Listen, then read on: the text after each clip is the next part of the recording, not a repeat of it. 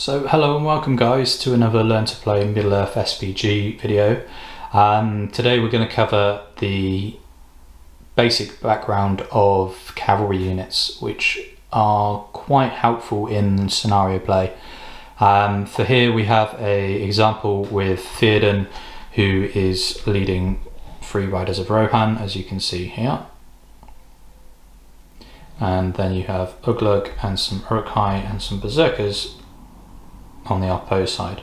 Now, in all rights, generally they act as like most warriors would. They move, they shoot, they have to take courage tests, all the rest of it.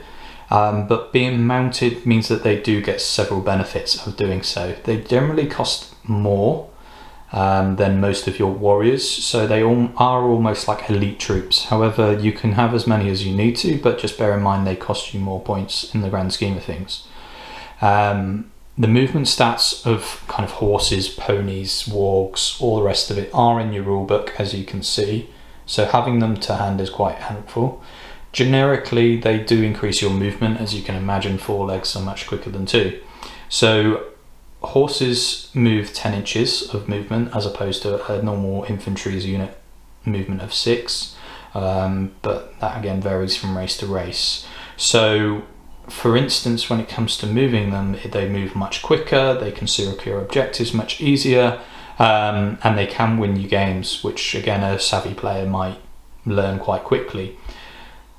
Obviously, being mounted gives you benefits from when you charge, so you generally cause more impact by charging in on that turn, so I'll go through those as we go through the cavalry basics of it. But there is a risk of, say, losing your horse and then potentially running the risk of breaking your neck as you fall, which is again a rarity, but it's something to be conscious of when it comes to playing games and being sensible with it. Now, with shooting and things like that, again, this is influenced by how much you can move, will allow you to shoot without with penalty. And if this was an infantry unit with a bow, you'd move 3 inches, you'd still be able to shoot, but with a -1, it's the same process with these. You would move, say, your 5 inches, you'd still be able to shoot with a bow, which essentially all the riders of Rohan are equipped with on their basic stat line. However, if you move more than 5 inches, even by a smidge, you won't be able to shoot that bow, even with a modifier. The only aspect that you need to understand is that most of the Rohan have access to things like throwing spears, which negate that. So throwing spears, you would go up to a point of charging. Just before you charge, you'd then throw your spear, which doesn't usually carry a modifier when you're charging into combat. However, if you move, it does specify that you have to have the -1, so if you move 5 and then throw whatever, or move any distance and you're still out, you might have to have a -1 when you chuck that weapon. So that's something you need to understand.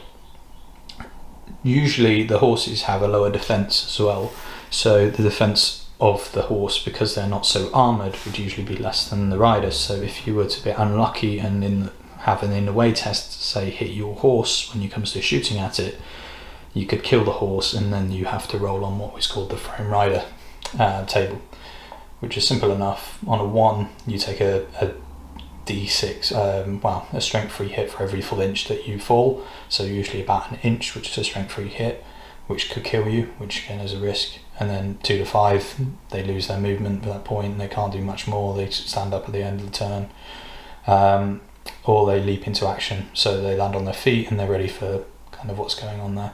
So for clarity, on a roll of a 1, so this Cladrim is actually a Rohan, they are knocked prone.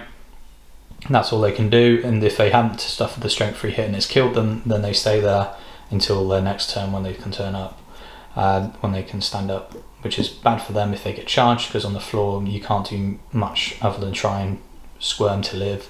You can't strike against the opponent and you'd stay on the floor if you lost combat.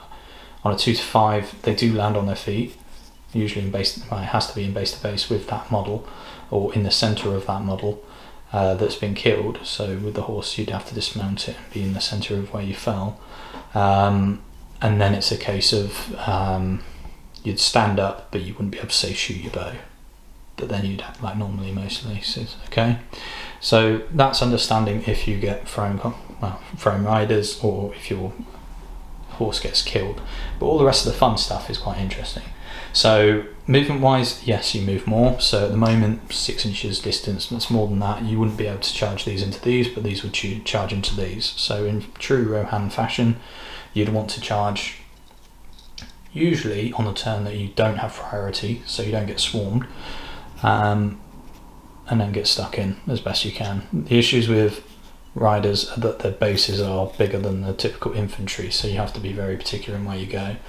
Now, being mounted and charging into something gives you modifiers, mainly the fact that it gives you +1 additional attack, and if there's a certain individual with a special rule who benefits, like in Rohan, you get +1 additional strength for his army bonus special ability. So they go from a strength 3 to a strength 4, and they roll 2 dice as opposed to 1. So for instance here, 2 yellow dice for those, 2 black dice from the berserker, and 1 additional strike from there. You'd still lose, in which case they then strike you and probably kill you like it's done there.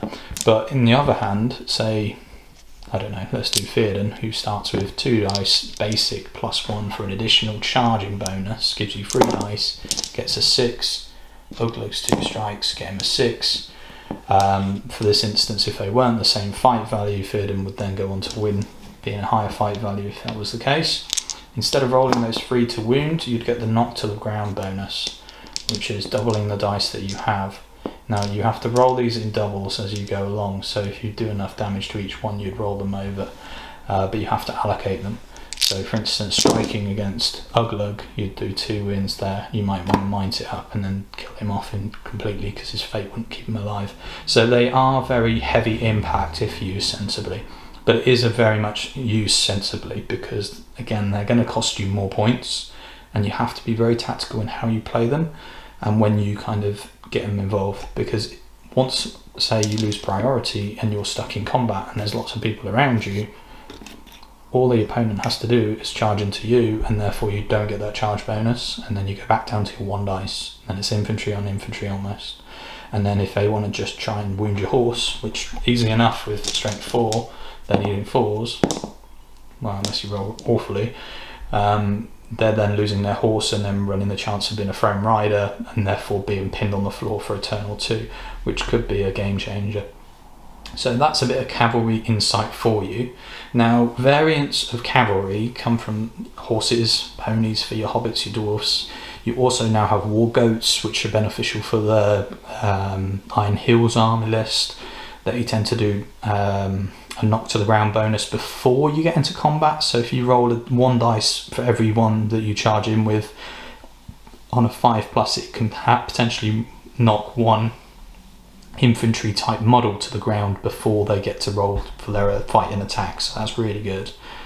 Warg riders, generally they're very good as well. They're higher strength, so they can take the strength of the strength 4 mount, so the orcs can be strength 4 when they're making their strikes when it comes to doing stuff, so that's quite good.